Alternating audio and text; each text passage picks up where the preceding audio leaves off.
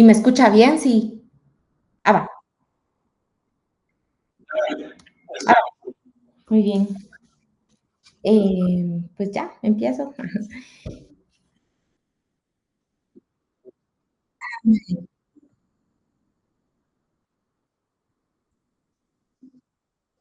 Va. Buenas tardes a todos. Gracias nuevamente a doctor Montiel por tomarme en cuenta. Hoy voy a hablar sobre las epilepsias focales autolimitadas de la infancia. Es importante que de las 4 entidades que vamos a mencionar y que engloban estas epilepsias, importante mencionar de que son frecuentes de todas las epilepsias, en un casi un 25%, y es importante que nosotros podamos reconocer cuáles son esas características clínicas que presenta el paciente y cuándo vamos a poder orientar a este tipo de epilepsia.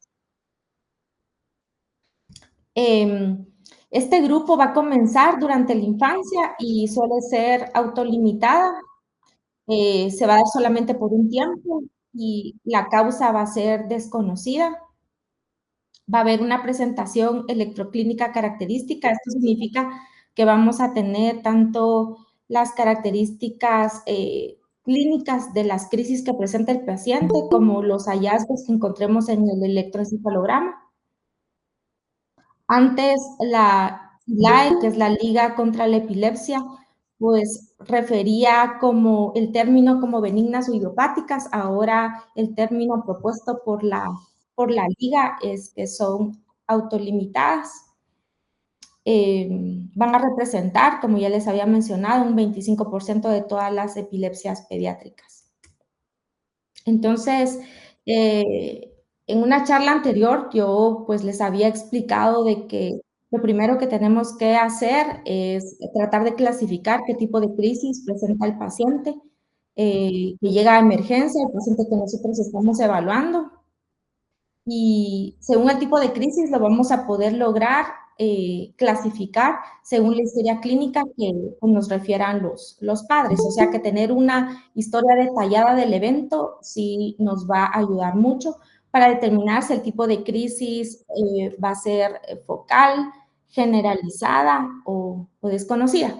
Una vez teniendo qué tipo de crisis tiene nuestro paciente, pues nosotros tenemos que valorar si podemos clasificar qué tipo de epilepsia presenta y según el escenario en el que estemos, valorar si nosotros ya podemos diagnosticar al paciente en alguno de los síndromes epilépticos. Para cada una de las clasificaciones de esta etapa, según tipo de crisis, tipo de epilepsia o síndrome epiléptico, cada una de las etapas nosotros siempre tenemos que valorar la etiología, ¿verdad? Si estamos frente a un paciente que tiene alguna lesión estructural, una alteración metabólica, genética, autoinmune, entonces sí es importante que lo valoremos, así como otra cosa que tenemos que valorar son las comorbilidades. Ver si el paciente tiene retraso o no del desarrollo, si hay alguna comorbilidad psiquiátrica asociada a lo que a lo que esté presentando, ¿verdad? Entonces, según la clasificación de los síndromes, según el inicio que se da en la infancia, hay tres, perdón, entidades que están descritas. Hoy, pues les voy a hablar sobre las epilepsias focales autolimitadas, que son 4 entidades las que involucran. Entonces, de manera general, cuando nosotros sabemos que estamos frente a un síndrome, ¿verdad? Como en este caso, todas las epilepsias autolimitadas de la infancia, vamos a tener características clínicas y características electroencefalográficas. Y según el síndrome, ya sea que nosotros podamos valorar el pronóstico. El pronóstico puede ser variable, según la entidad que estemos nosotros, ¿verdad? Hay síndromes epilépticos que nosotros sí podemos saber cuál va a ser el pronóstico específico y hay síndromes que no tienen ninguna comorbilidad asociada y otros que sí. Doctor Montiel, creo que tiene encendido el... Sí, gracias. Y el síndrome genético en general, los síndromes epilépticos, pues valora si hay comorbilidades o no, y según la etiología, ¿verdad? Hay síndromes epilépticos que solo tienen una sola etiología y otros que la etiología puede ser variable. Entonces, en cualquier síndrome epiléptico que estemos, tenemos que valorarlo de manera, digamos, valorar varias características en las que nos encontremos. Y miren, es interesante esta imagen, la quise pues mostrar porque en cuanto a los síndromes epilépticos de inicio en la infancia, con las nuevas técnicas de secuenciación, técnicas moleculares, nosotros cada vez conocemos más el origen genético o no, ¿verdad? La genética nos puede ayudar a nosotros porque puede aclarar el síndrome epiléptico en el que estemos y el tratamiento que le podamos brindar a los pacientes. Esta diapositiva, pues, interesante en conocer todos los genes que están relacionados. Entonces, en cuanto a las epilepsias autolimitadas, familiares y no familiares, ya se empiezan a describir algunos de los genes. Según la literatura en la que revisen, hay literaturas en las que dicen que todavía no está descrito ninguna de estas entidades, otros que sí, pero es importante conocer que neurología y sobre todo lo de la epilepsia va siempre de la mano con la genética. Y bueno, de los cuatro entidades que les voy a hablar, la primera es de la epilepsia autolimitada con puntas centrotemporales, lo que antes se conocía como la epilepsia rolándica. La segunda entidad es la epilepsia autolimitada con crisis autonómicas, que antes la conocíamos como el síndrome de Panayotopoulos. La tercera entidad, vamos a hablar sobre la epilepsia occipital visual de la infancia, que antes se conocía como la epilepsia occipital idiopática en la infancia, tipo Gastaut. Y la última entidad que les voy a explicar es la epilepsia del lóbulo occipital fotosensible, que pues antes también tenía el nombre de epilepsia del lóbulo occipital idiopática fotosensible.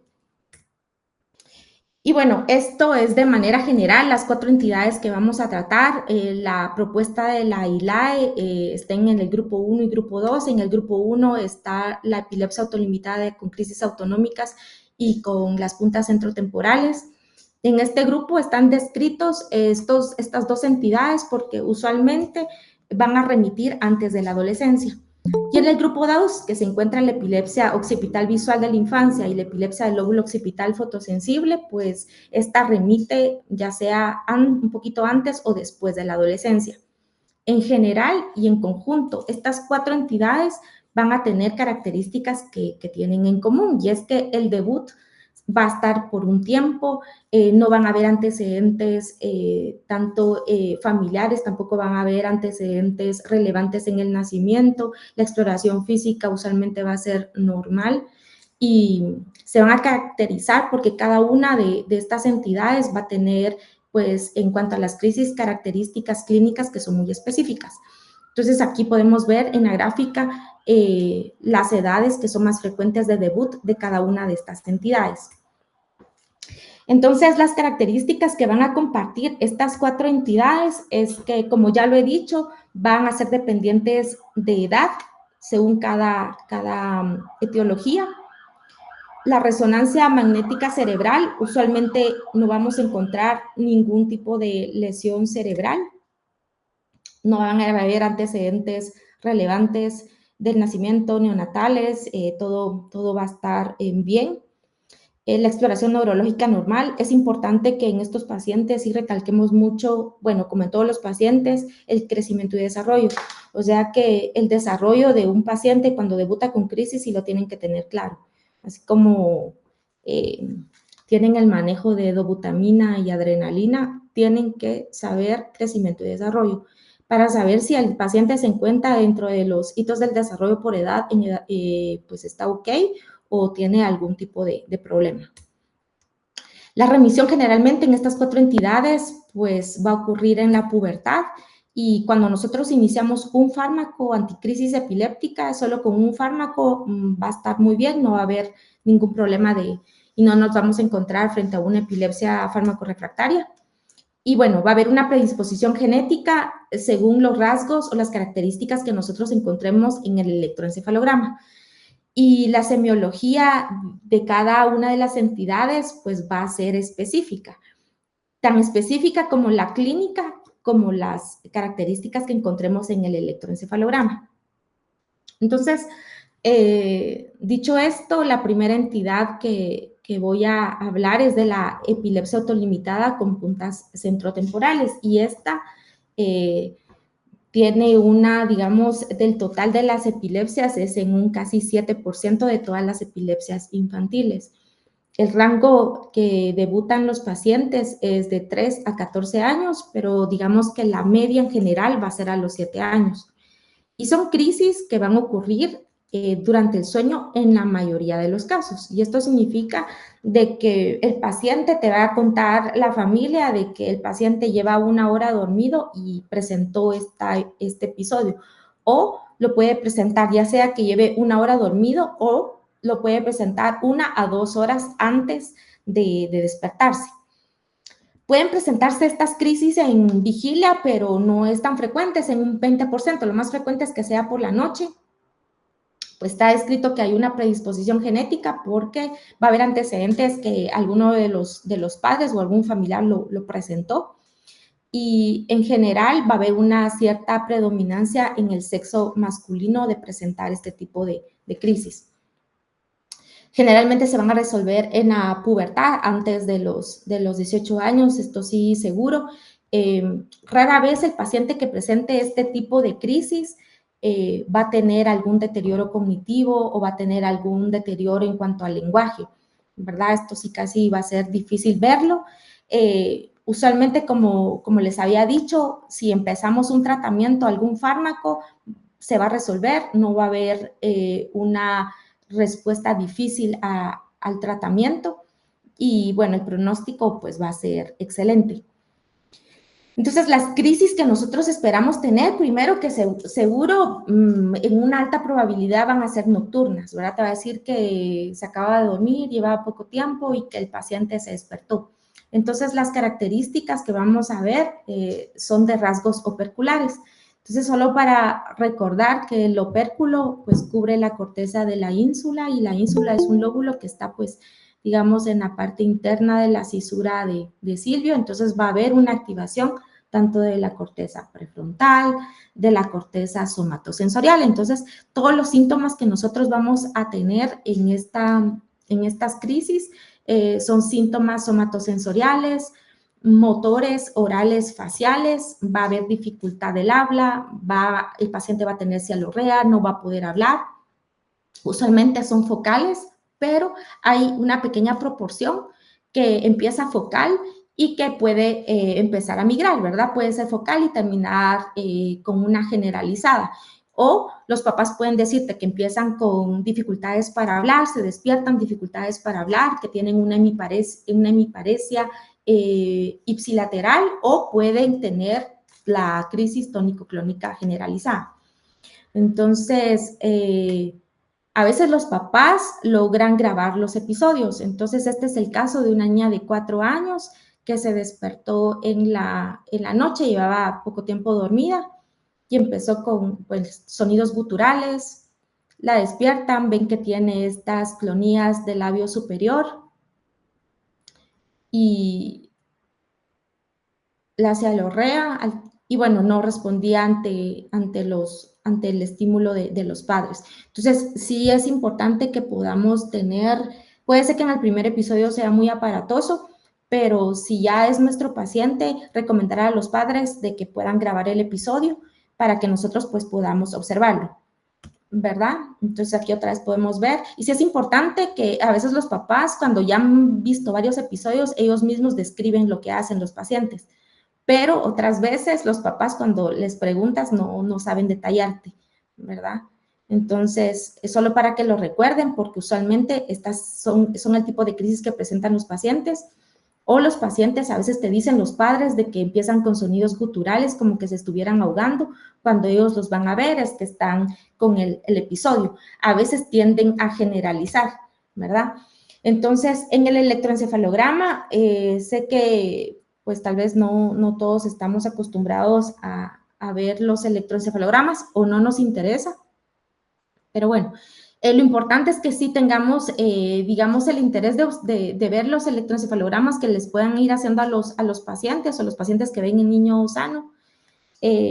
Saber de que todo lo que es todo el número impar es el lado izquierdo, el número par es el lado derecho.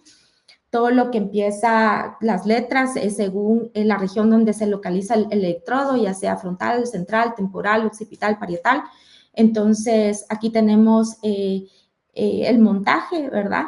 Y podemos observar que en este electroencefalograma lo que vamos viendo son estas puntas en región centrotemporal, ¿verdad? Entonces, si van viendo aquí las regiones centrotemporales, entonces vamos viendo que las puntas se diferencian del demás trazado, porque podemos decir, bueno, solo vemos nada más ritmos lentos, ondas, y no entendemos nada, pero siempre se destacan estas puntas que tienen una forma más picuda, a veces tienen la punta honda. Entonces, a nivel del electroencefalograma encontramos puntas centrotemporales como encontramos en este paciente.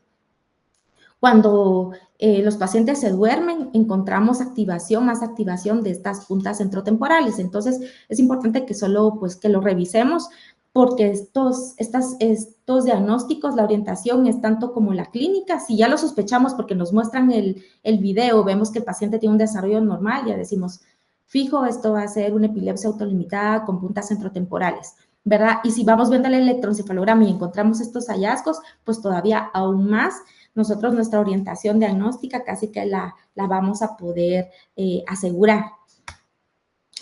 La ILAE para cada síndrome epiléptico, para cada entidad epiléptica, hace la propuesta de los criterios que tiene que tener el paciente para que nosotros orientemos o no el diagnóstico. Y la verdad que esto facilita también mucho al clínico.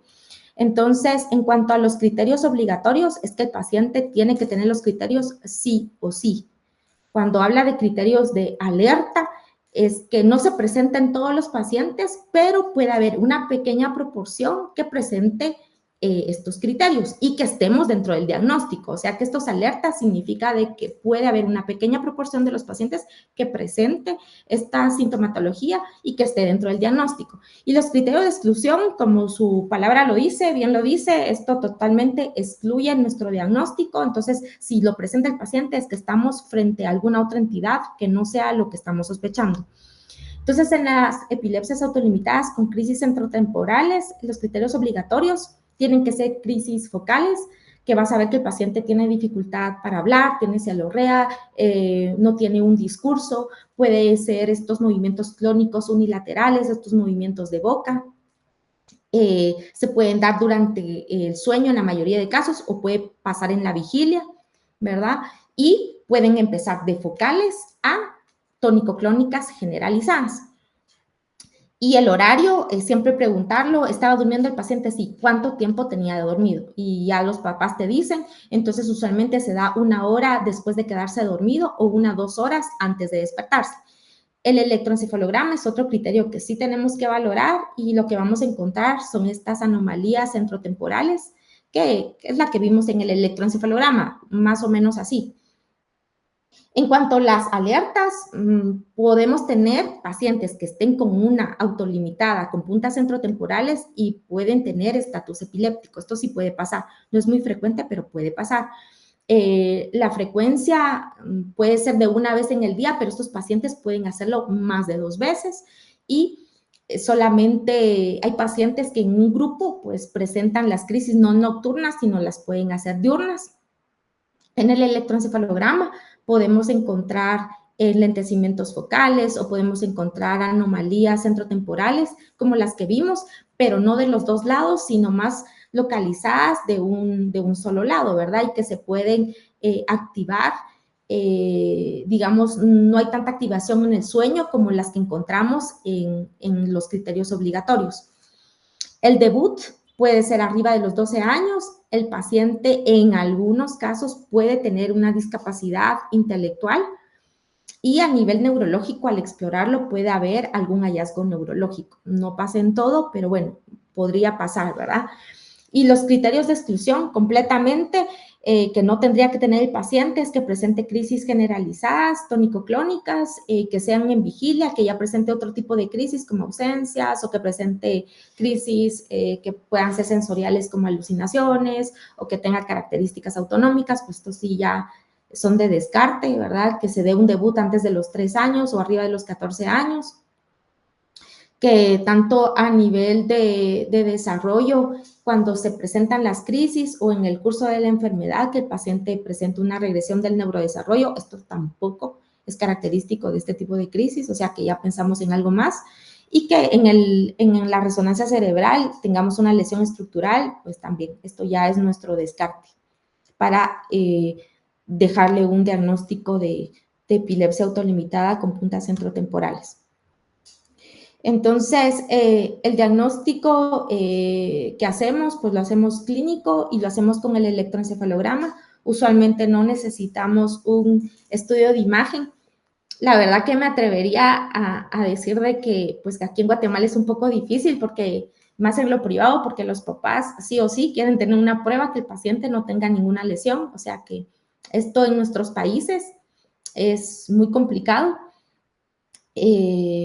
Si ya orientamos el diagnóstico, los papás siempre quieren tener estas pruebas de imagen, ¿verdad? Y la cuestión está aquí que a veces en las pruebas de imagen podemos tener algún hallazgo, por ejemplo, una asimetría del hipocampo, alteraciones en sustancia blanca. Bueno, podemos encontrar alguno de estos hallazgos que son inespecíficos y esto no va a excluir el diagnóstico de este tipo de epilepsia. Esto sí tenemos que ser muy claros porque a veces vamos encontrando quistes aracnoideos y los papás preguntan, ¿será que es por el quiste que tiene las crisis? Entonces, cuando hacemos una resonancia o un estudio de imagen, siempre nos encontramos con alguno de estos hallazgos, ¿verdad? Entonces, nuestra orientación diagnóstica sí tiene que ir con la clínica que presenta el paciente, con los hallazgos del electroencefalograma, y como les digo, no hay necesidad de solicitar la prueba de imagen si ya tenemos muy claro el diagnóstico, pero en caso de sospecha, pues entonces ya solicitaríamos la resonancia magnética cerebral. Y en cuanto a la genética, como ya les había dicho, sabemos de que tiene un papel importante, sobre todo en aquellos casos de antecedentes de familiares con crisis autolimitadas de la infancia o crisis febriles, pero no como tal, no tenemos, digamos, un estudio genético dirigido para este tipo de crisis autolimitadas, ¿verdad? Ahora están describiendo genes, hay literaturas, aquí les mencionaba el GRIN2A, que es otro gen que está descrito, lo han visto en algún paciente con una autolimitada de crisis centrotemporales, pero bueno, no tenemos como tal un diagnóstico genético dirigido. Y en cuanto al diagnóstico diferencial, creo que lo más importante en diagnóstico diferencial es para descartar lesiones estructurales que no tengan ninguna lesión cerebral o que nos estemos enfrentando a alguna otra entidad como una epilepsia de la punta honda continua del sueño, que ya para esto es un tipo de epilepsia en el que encontramos un deterioro cognitivo, el paciente tiene retraso, está muy afecto, no mejora con medicamento, bueno, es otro tipo de evolución, pero sí tenemos que tomar en cuenta que cuando estas anomalías se activan en sueño y que constantemente es una descarga desde que se duerme el paciente hasta que se despierta, es una descarga constante, pues ya sabemos de que la orientación diagnóstica ya va a ser diferente, ¿verdad? Y en cuanto a lo genético, un síndrome que se tiene que descartar es el síndrome de X frágil. El fenotipo del que presenta nuestro paciente, pues también va a ser el que nos va a orientar a nosotros si vamos a pensar en algo más. Y bueno, la segunda entidad es la epilepsia autolimitada con crisis autonómicas. Entonces, la primera fue de puntas centrotemporales, esta es con crisis autonómicas, la que antes se conocía como el síndrome de Panayotopoulos. Y principalmente aquí la sintomatología va a ser autonómica y el síntoma principal son los vómitos. O sea, el paciente tiene muchos vómitos en las crisis. Entonces, la única manifestación que va a presentar del lóbulo occipital, porque antes el nombre era conocido como la epilepsia occipital benigna de aparición temprana, pues la única manifestación occipital que va a tener es la desviación de los ojos. y porque se puede dar pues a nivel de la región occipital. Y nosotros vamos a tener en el electroencefalograma, para nosotros sí es muy importante, encontramos ciertos hallazgos, pueden haber anomalías focales occipitales o también podemos encontrar anomalías que pueden ser más anteriores y difuminar o diseminar hacia la parte posterior. La edad usual en el que inicia es de los 3 a los 6 años, casi en un 70%, pero también se puede dar en niños de 1 a 14 años. Este va a representar el 5% de las epilepsias de la niñez. La primera entidad es la más frecuente porque representaba el 7%, este va a representar solo un 5%, y ambos sexos van a estar afectados. Por igual, antecedente de nacimiento, todo va a ser normal, desarrollo normal, cognición normal, y en la mayoría se va a dar, un buen porcentaje va a ser durante el sueño también, y esta se va a caracterizar porque te puede llevar a un paciente que empieza las crisis durante el sueño y puede hacer estatus epilépticos. Entonces, hablan de estatus epilépticos no convulsivos porque el paciente tiene alteración de la conciencia y puede estar solo con los vómitos, vómitos, vómitos, vómitos, y usualmente son niños que terminan en intensivo. Entonces los papás te dicen que se durmieron bien, que luego se despertó, no respondía y que empezó a vomitar y que no paraba de vomitar. Entonces sí tenemos que pensar en esta etiología de las crisis autonómicas. La frecuencia que se va a dar usualmente le pasa al paciente una vez y es, digamos, la frecuencia va a ser muy baja porque solo le va a pasar casi una vez, y la proporción que le pase más veces es muy bajo, pues casi aproximadamente un 25%. Las crisis van a remitir después del debut en 1 o 2 años aproximadamente. Y hay veces que los pacientes que te presentan estas crisis autonómicas, este tipo de epilepsia autolimitada, puede ser de que evolucione a otro tipo de epilepsia autolimitada. Es en una proporción del 20%, pero sí lo tenemos que tomar en cuenta. Entonces, estas crisis pueden tener sí o no alteración de la conciencia, y como dije que el síntoma principal es el vómito, casi en un 75%.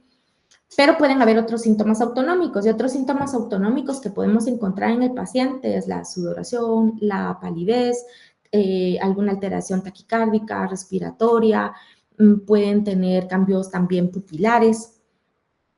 Y después de que empiezan con estas crisis de inicio focal, de esta sintomatología, pueden evolucionar a desviación ocular, pueden tener hipotonía generalizada, pueden presentar crisis tónico-clónicas generalizadas.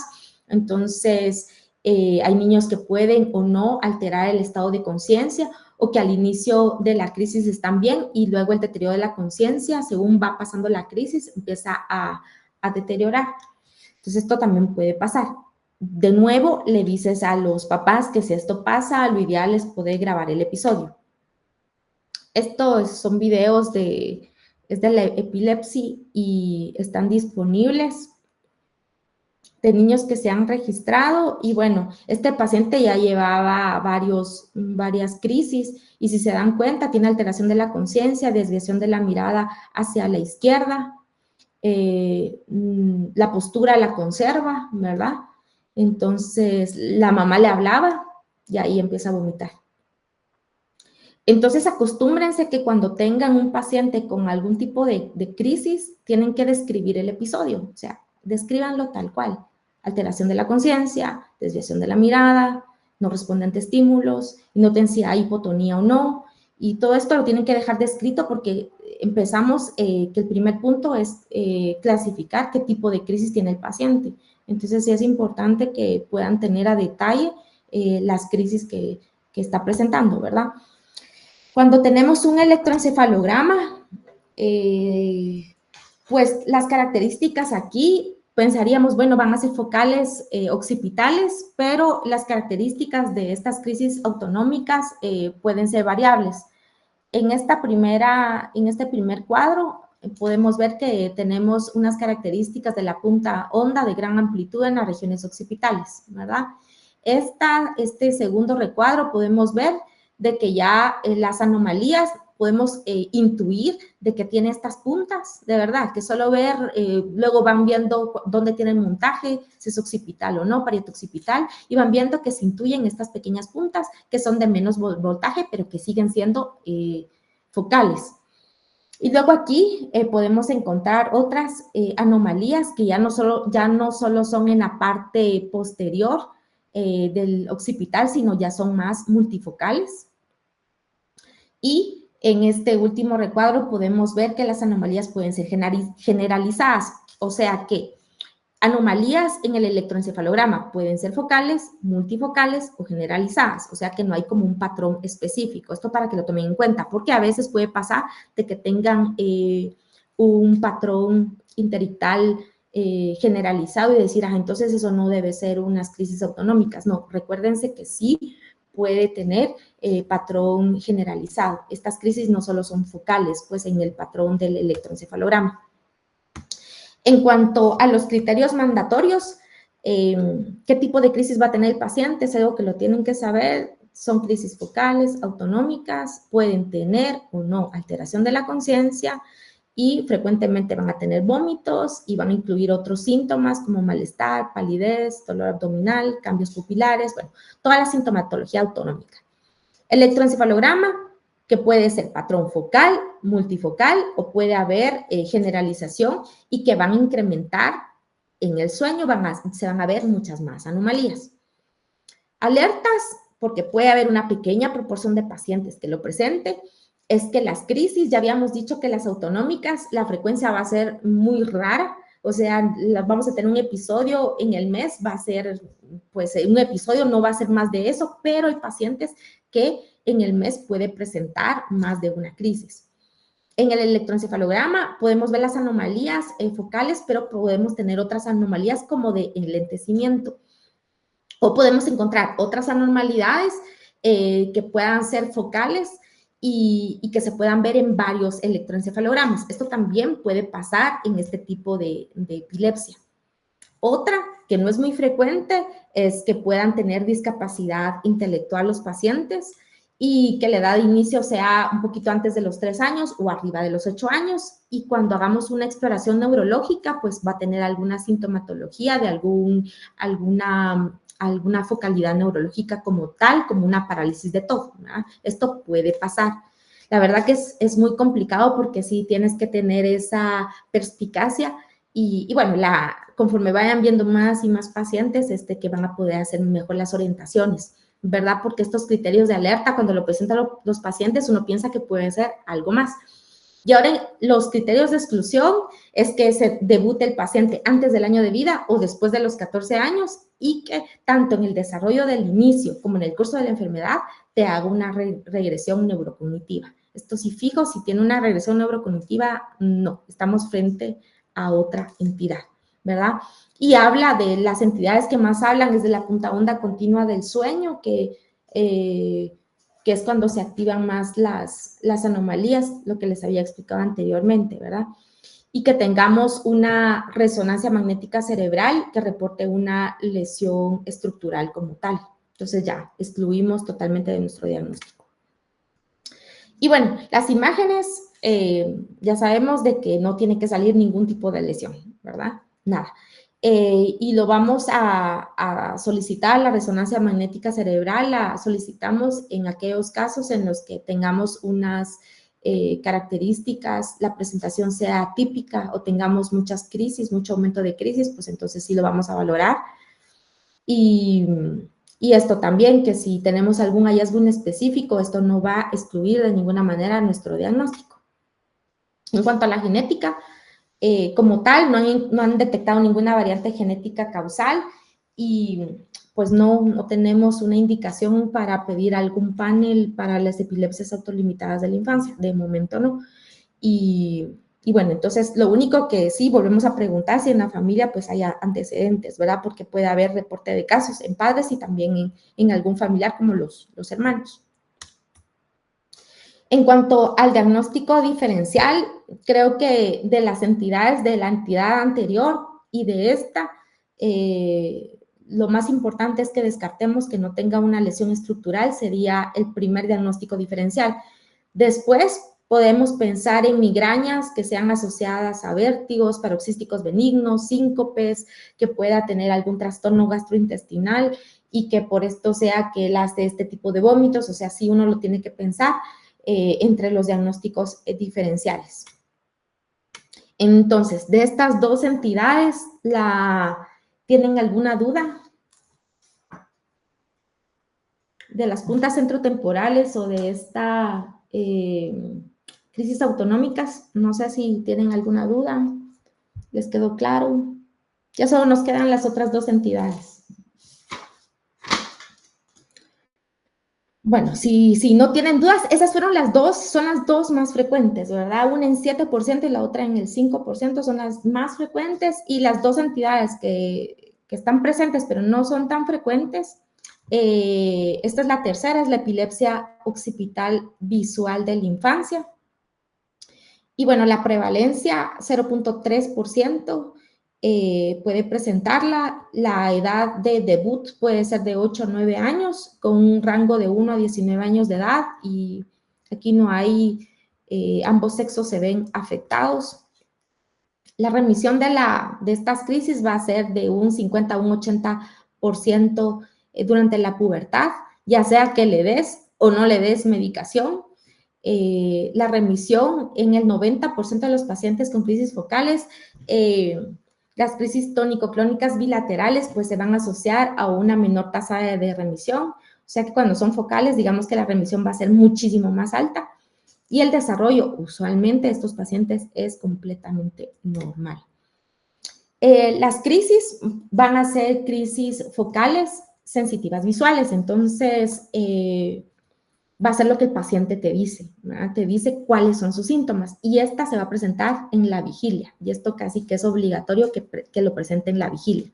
Van a empezar van a ser súbitas, son breves, son frecuentes, y lo que te dice el paciente es que qué es lo que ve, ¿verdad? Te dice que puede ver pequeños círculos que pueden ser de muchos colores, si los ve en la parte central de su campo visual, en la periferia, si tiene movimiento, no tiene movimiento, todo esto hay que preguntárselo, y es evidente que esto ya te lo sabe decir un niño mucho mayor que los pequeños.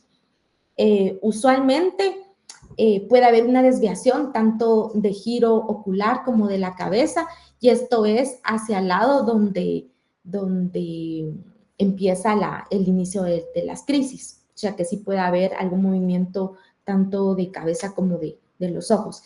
Entonces, esta es otra de las pacientes que le estaban registrando una crisis, pero ella estaba teniendo un tipo de alucinación. Entonces, aquí se ve artefactado por muscular y se va viendo cómo se ven todas las descargas. Y no podemos ver, pero aquí, miren, para nosotros lo interesante es ver que ella le está pasando esta crisis, y la nena, cada vez que se está haciendo el registro, se está asustando. Tanto que se agarra los ojos porque se va asustando a lo que está viendo. Lo ideal de estos pacientes es poder hacer un video electroencefalograma, que el paciente tenga el evento, que se pueda grabar y que se pueda estar monitoreando. Entonces, eso es de verdad lo ideal, ¿verdad? En primer mundo es lo que se tendría que hacer con este tipo de pacientes. Porque si no decimos, no, que el niño tiene alucinaciones, que puede ser algo psiquiátrico, y podemos estar frente a un tipo de estas epilepsias occipitales visuales.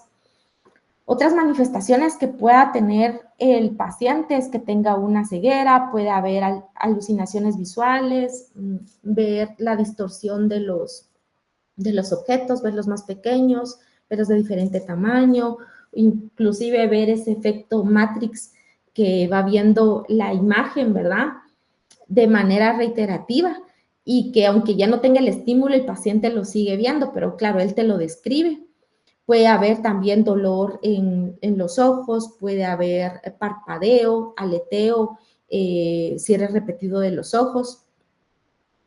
Estas crisis, la sintomatología puede ser occipital, con todos los síntomas que ya he dicho, pero también puede haber alguna alteración de hemiparesia, deterioro de la conciencia, puede haber una crisis focal con evolución atónico-clónica bilateral.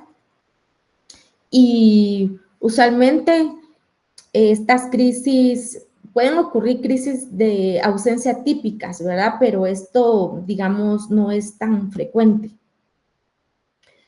Vamos a encontrar en el electroencefalograma hallazgos específicos como de ondas agudas o complejos de punta onda occipitales, que también puede ocurrir en el sueño. Podemos tener anomalías frontales, centrales o generalizadas en un pequeño porcentaje.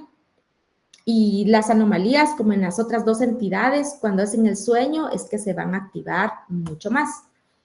Entonces, aquí podemos ver anomalías focales de amplitud amplia, ¿verdad? En región occipital de la punta onda.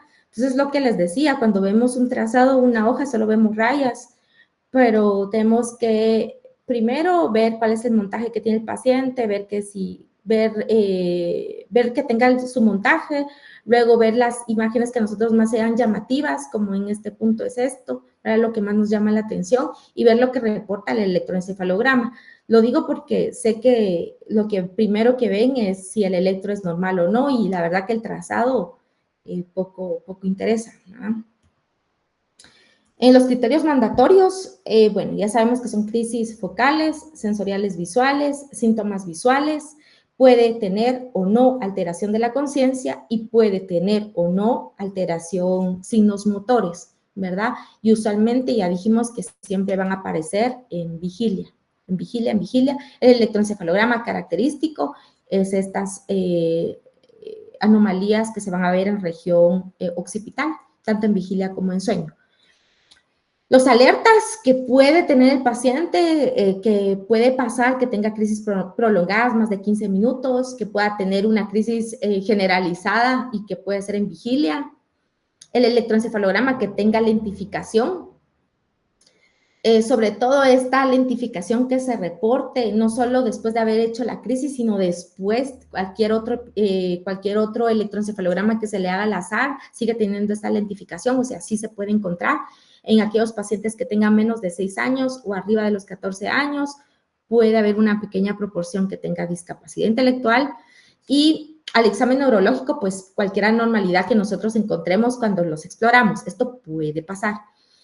Entonces, exclusión completa, todo lo que no sean características de estas crisis, ¿verdad? Que tenga ausencias atípicas, que tenga mioclonios, que el paciente tenga crisis que te dicen que se cae, que tiene caída cefálica, ya pensamos en otra cosa. Que tenga una edad de inicio de debut de menos de 1 año o arriba de 19 años. A nivel neurológico, cuando se le hace, si tiene una dificultad visual, y para evaluar campimetría puede ser que nosotros sea muy complicado evaluarla, ¿verdad? Entonces, mandarlo con el oftalmólogo, pero si tiene un déficit campimétrico persistente, tenemos que pensar en otra entidad. Cuando las imágenes ya tengamos nosotros una lesión en resonancia, descartado completamente el diagnóstico, y el curso de la enfermedad, que veamos que el paciente pueda tener una regresión neurocognitiva o que nosotros ya veamos que tiene algún otro síntoma como una ataxia. Entonces ya se excluye completamente del diagnóstico.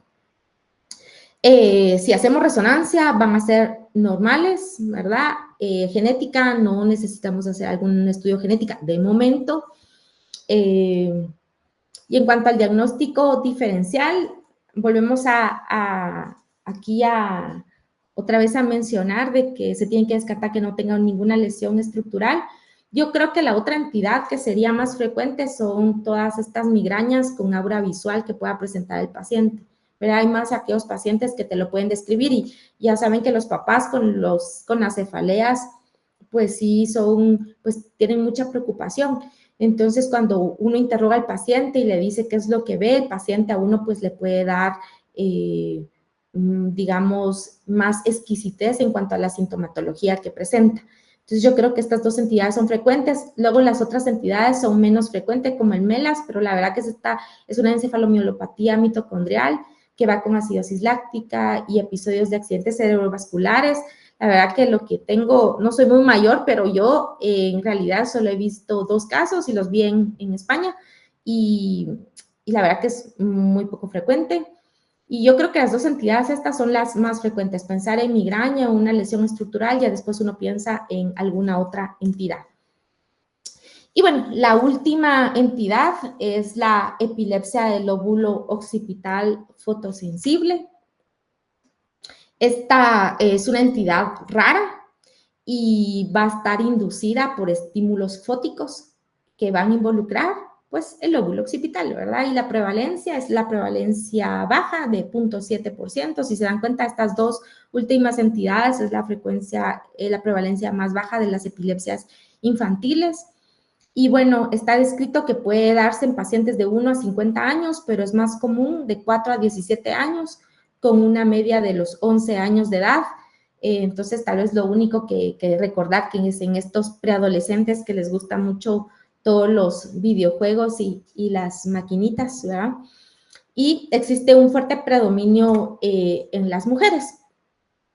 El pronóstico puede variar con remisión o no de las crisis, o sea que sí hay un pequeño riesgo de que estas puedan remitir después de la adolescencia.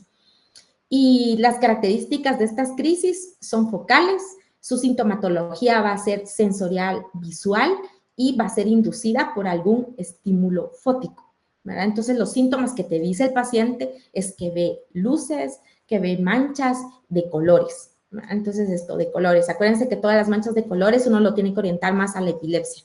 Entonces, y te pueden describir si ven formas visuales, si ven alucinaciones, si hay pérdida o no de la visión, si se quedan en su campo visual central o si se van a la periferia.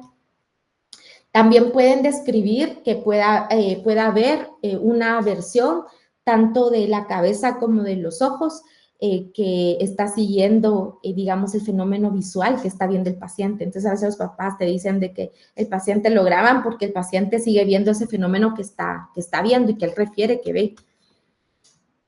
Las crisis pueden ser inducidas por videojuegos, o puede haber algún otro estímulo fótico, son breves, menos de 3 minutos. Estas crisis pueden progresar de algo, digamos, de una sensación, puede ser todo focal, puede haber una sensación cefálica, pueden tener cefalea, pueden tener otra sintomatología como molestias epigástricas, pueden haber vómitos, deterioro de la conciencia, pueden empezar de inicio focal y tender a la evolución bilateral tónico-clónica. La verdad que las 4 entidades sí puede pasar de focal a tónico-clónica. Pero el primer, digamos, inicio de la sintomatología sí es en preguntar qué es lo primero que hizo el paciente, ¿verdad? Ya después los papás te dicen que terminó siendo la tónico-clónica, pero ¿cuál es el principal? ¿Cuál es lo primero que hace el paciente? Y bueno, en el electroencefalograma, aquí encontramos anomalías interictales occipitales, o también podemos encontrar anomalías generalizadas o puntas centrotemporales también pueden existir.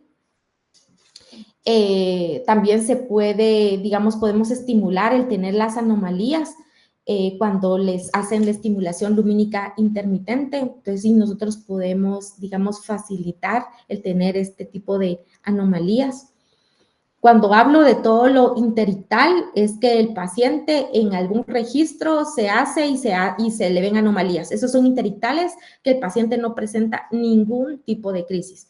Ictal es que el paciente durante el registro hace una crisis epiléptica, que la verdad que pocos electroencefalogramas te hacen una crisis, pero bueno, ha pasado.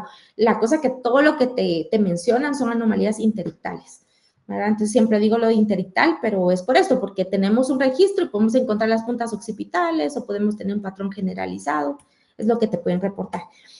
Y bueno, entonces las crisis mandatorias tienen que ser focales, sensoriales, visuales, y tienen que ser por un estímulo fótico, que pueden o no evolucionar a tónico-clónicas bilaterales, y está descrito el estímulo fótico, o puede haber la luz solar parpadeante, esto también puede ocasionarlo, el electroencefalograma, anomalías occipitales, sí o sí, y que van a ser más facilitadas cuando haces la estimulación lumínica intermitente.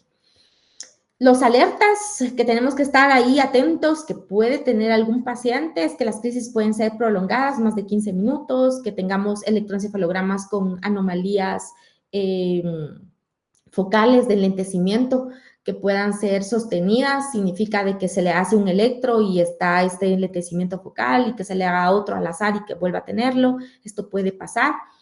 O que tenga una respuesta paroxística baja cuando se le hace la estimulación lumínica. pero en esto ya pensamos en otra entidad, que es una enfermedad metabólica rara, que es la lipofuscinosis neuronal ceroidea, ¿verdad? Que esto es menos frecuente.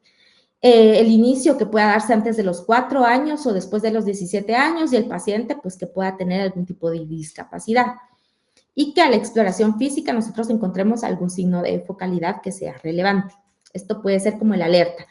Y fijo lo que no tiene que tener el paciente, ¿verdad? Que son mioclonias palpebrales, mioclonios progresivo, el debut que sea menos de un año o más de 50 años y que tanto en el desarrollo del inicio de la enfermedad como en la evolución tenga una regresión neurocognitiva. Y aquí también, siempre cuando son todo esto de las visuales, es importante una evaluación por oftalmología, por el déficit campimétrico que puede tener, que como les decía, nosotros a veces no lo podemos evaluar, ¿verdad? Y que en las imágenes tengamos la resonancia con ya una lesión como tal, ya reportada. Entonces aquí en general las imágenes son normales, algún familiar puede tener algún historial y en principio como tal no tenemos genes reportados hasta el momento. Y bueno, nuestro diagnóstico diferencial, que no tenga ningún tipo de lesión estructural, sería una de las más importantes. Otra es la enfermedad metabólica de la CLND2, ¿verdad? Que ahora ya sabemos de que hay una casa médica que está haciendo el estudio de manera gratuita. Luego podemos tener, ya dijimos de que estas crisis pueden evolucionar a otro tipo de crisis o también podemos estar frente a crisis que sean autolimitadas con crisis autonómicas por los vómitos, ¿verdad? O que podemos tener, estar frente a una epilepsia occipital visual de la infancia. Entonces también sería otra de las crisis autolimitadas que tendríamos que valorar el diagnóstico diferencial. Y en general, para estas 4 entidades, son 4 entidades que la verdad que cuando lo vayan a revisar, lo vayan a leer, tienen que tenerlo en cuenta porque de verdad que son muy frecuentes, por eso es que sí lo tienen que saber, porque sí son muy frecuentes. Y miren, en cuanto al tratamiento, la verdad que se tiene que individualizar con cada paciente. Y siempre sopesamos riesgo-beneficio de inicio de medicamento. Pero es verdad que aquí en Guatemala es muy difícil hacer esto con los pacientes, ¿verdad? Y es que yo lo he visto.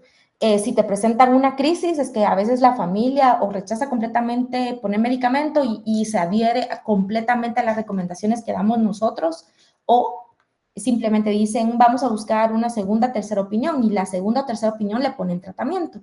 Entonces, en general, se sopesa riesgo-beneficio. Y con esto les quiero decir es que está descrito que si solo ha hecho solo ha hecho una crisis o las crisis son muy breves o una frecuencia muy relativa, la verdad que sopesamos el inicio de medicamento, no valoramos el inicio de tratamiento, ¿verdad? No hay necesidad. Sabemos de que es autolimitado, si estamos muy seguros de nuestro diagnóstico, sabemos que el pronóstico es bueno, que va a ser autolimitado por el tiempo, pero valoramos el inicio de medicamento en caso que aumente la frecuencia, de que ya sea invalidante para el paciente, para la familia, entonces nosotros sí tenemos que valorar el tratamiento. Entonces, a la larga, sí termina siendo un desafío y más para, bueno, el pediatra, la verdad, ustedes le ponen medicamento, pero el desafío termina siendo para los neuropediatras, ¿verdad? Y la adherencia que los papás tengan a las recomendaciones que nosotros damos. Entonces, la verdad que al iniciar el medicamento y qué medicamento utilizar, tenemos que tener en conciencia y que hay medicamentos que sirven para crisis tanto focales como generalizadas y hay medicamentos que solo van para focales. Como su nombre lo dice, estas son crisis autolimitadas focales, ¿verdad? Entonces, si estamos nosotros muy seguros de que estamos frente a este tipo de crisis, tenemos que saber qué tipo de fármaco vamos a usar y si en principio va a ser óptimo para nuestro paciente, según la edad, según todo. Entonces, edad, sexo, comorbilidades o no asociadas, ya sea que solo sepamos usar el ácido valproico o el levetiracetam, eso creo que siempre lo he dicho, si tenemos que saber cómo actúa el medicamento, qué efectos puede tener, ¿verdad? Entonces, la mayoría de los autores en estos casos prefiere el uso de un bloqueador de sodio, que es la carbamazepina. Entonces, la carba es uno de los que está en las guías que se puede utilizar pero sí tenemos que estar nosotros seguros que estemos frente a una epilepsia autolimitada de la infancia y no estemos frente a una epilepsia de la punta onda continua del sueño, que es un tipo de encefalopatía, que si nosotros iniciamos una carbamazepina, va a aumentar completamente todas las anomalías, o sea que nosotros vamos a empeorar toda la enfermedad, o sea que sí tenemos que estar seguros, ¿verdad? Entonces, aproximadamente un 10 a un 20% de los pacientes van a presentar convulsiones recurrentes o van a tener algún estatus epiléptico autonómico, como este de la epilepsia autolimitada con crisis autonómicas, que, como les decía, es uno de los que se caracteriza por estatus epiléptico. Y esto es algo que sí lo tienen que saber y que sí, digamos, lo voy a preguntar, de verdad que sí, sí lo voy a preguntar, porque tienen que saber que esta es una de las causas. Entonces, la National Institute of Health and Care Excellence es una de las guías que da como, digamos, la propuesta para inicio de medicamentos. Entonces, en cuanto al inicio, está la carbamazepina o la oscarbazepina, que tiene menos efectos adversos que la carba. También el uso del clobazam, que sabemos que aquí en Guatemala el Noyafrem no hay, solo hay clonazepam. Hay muchos de los medicamentos que Guatemala no tiene. Entonces, pues tenemos que hacer uso de lo que hay aquí en Guatemala y lo que sí, de las guías que sí vamos a tener aquí es la lamotrigina, lo que todos usamos, levetiracetam, valproato, que me atrevería a decir que son de los dos medicamentos, y creo que si están frente a uno de estos episodios, no tienen a un neurólogo que esté digamos, que puedan tener a la mano, pues yo creo que se tiran por el medicamento más, cualquiera de los dos, que va para tanto epilepsias generalizadas como focales, el levetiracetam y el valproato. Y bueno, también empezarlo a utilizar en una pauta ascendente, tratar de que el paciente sea cómodo para su uso, no dejarlo cada 8 o cada 6 horas, esto es inviable, dejarlo cada 12 horas, que sea cómodo, porque si es un medicamento que van a llevar a largo plazo, denle ustedes también esta facilidad para que tengan adherencia, y las dosis también calculadas no en 1.3, 1.1, sino calculenla 1.5 o 2, y para que sea también fácil de tomar.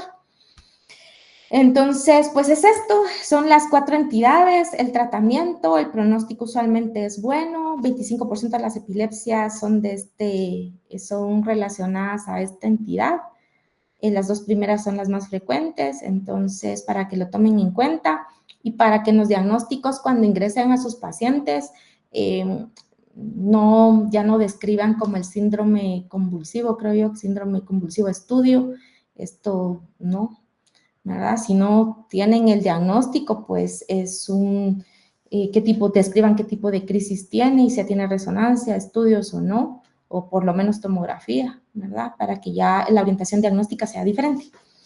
Y solamente, no sé si tienen dudas, comentarios. Sí,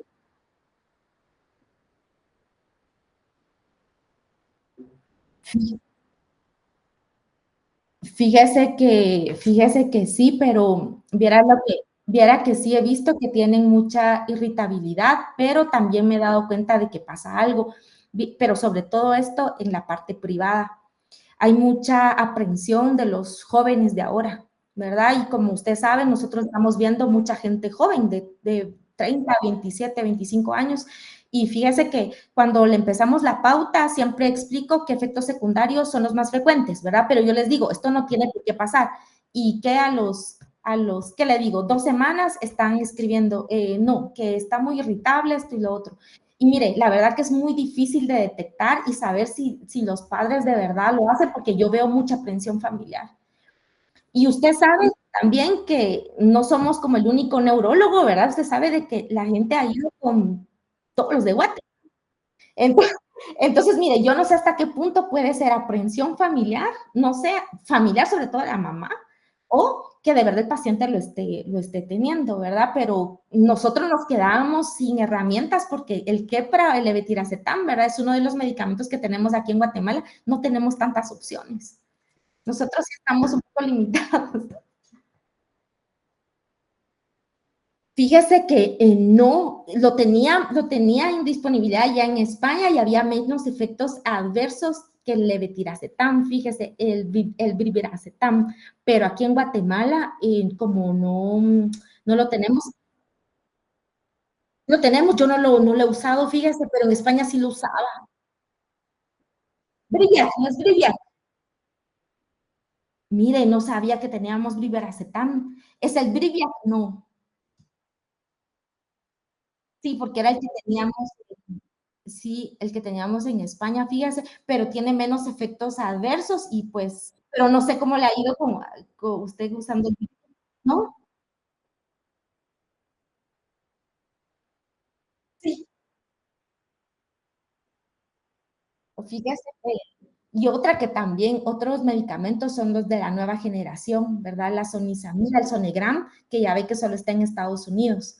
¿Verdad? Yo creo que en México creo que también está. Lo que pasa es que tuve un paciente familiar de Estados Unidos y decía, pero ¿por qué no usan la nueva generación?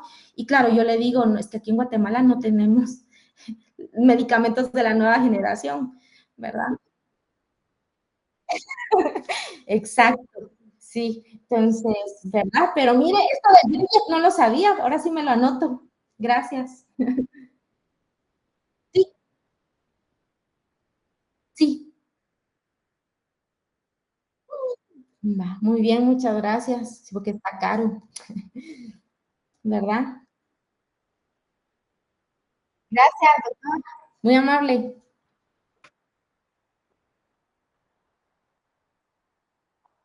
Les voy a preguntar. Doctora, yo tengo una pregunta. Dígame, dígame. Complicaciones como a largo plazo, porque usted mencionaba que en unas crisis solo se presenta una crisis en toda su vida. Sí. Eh, en su experiencia, como que ha visto que tengan más complicaciones o que se asocia a otra enfermedad en un futuro o como alguna relación con algo más a futuro después de haber presentado estas crisis. No, fíjese que no, el pronóstico de estas crisis es bueno, ¿verdad? Está escrito que el pronóstico es bueno.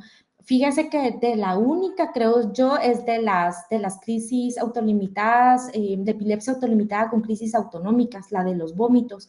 Fíjese que hay niños que han llegado a broncoaspirar y han terminado en intensivo y no en sí, esto lo ha llevado a que hacen una broncoaspiración, dificultad respiratoria y bueno, terminan en intubación, ventilación mecánica y todo. Entonces, con todas las complicaciones que conlleva la terapia intensiva, se han tenido problemas. Pero digamos, ha sido en pocos pacientes y esto no lo he visto aquí en Guatemala, esto lo vi en España, que sí pasó por estas crisis autonómicas que hicieron estatus. ¿Verdad? Entonces, pero como tal, el pronóstico es bueno y que no va a desarrollar alguna otra enfermedad, no. La verdad que no, mira, el pronóstico de estos pacientes es bueno. Yo ahora que llego más pacientes en el IX, estoy en el IX y fíjense que cuando llegan los pacientitos con primera crisis, siempre les pregunto, mira, ¿qué pasó en la noche o en la mañana? Entonces ya me van diciendo, entonces yo ya voy orientando y les digo, no, esto va a ser una epilepsia autolimitada y de pronóstico favorable. Ya de verdad que la gente también, como le digo yo, las familias van comprendiendo más los diagnósticos. Entonces, con su pregunta, el pronóstico es bueno y no desarrollan otra enfermedad. Las complicaciones, lo que vi yo es de estos estatus con crisis, ¿verdad? De que autonómicas, que sí, con las mismas complicaciones de toda la terapia intensiva, pues sí, tuvieron algún problema, alguna parada cardiorrespiratoria. Ahí sí que muy mala, ahí sí que la mala, no quiero decirle suerte, ¿verdad? Pero las propias complicaciones que llevó en sí la enfermedad, pero como tal, el pronóstico de estas son buenas y por eso les decía que sí tienen que tenerla, estas sí las tienen que saber, de verdad que sí las tienen que saber porque son muy frecuentes. Muchas gracias. Muy bien.